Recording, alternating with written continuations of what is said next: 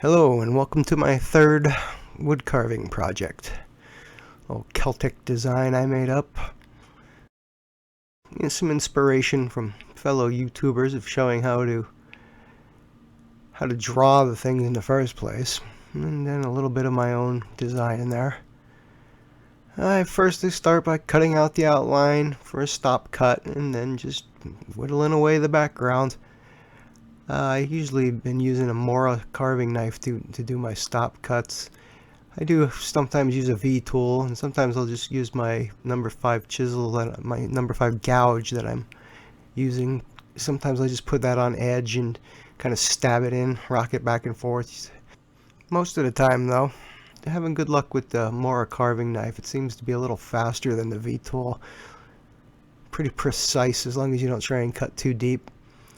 A lot of this I end up skipping out of the video because it's pretty much all the same, going in between all the lines and removing all the excess.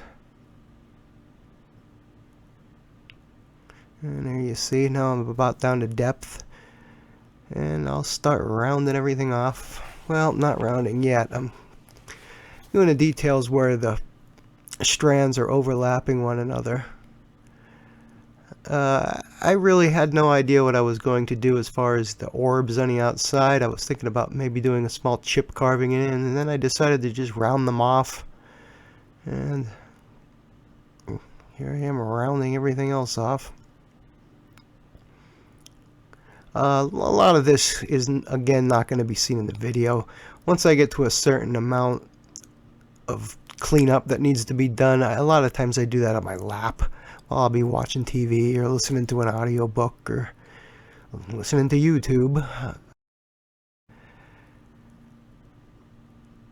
And there's the undercutting. This one was kind of on the shallow side overall, so I couldn't undercut quite as much as I'd like. I was getting a little afraid I was going to chip something right out.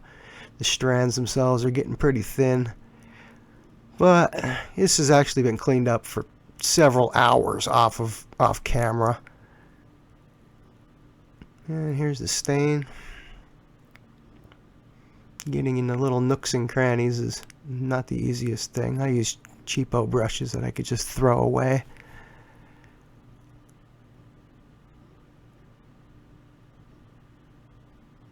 And use an old sock to remove the excess. And try and get into the nooks and crannies with the sock as well. And there it is, pretty much done. I'm pretty happy with that one. Thanks for watching.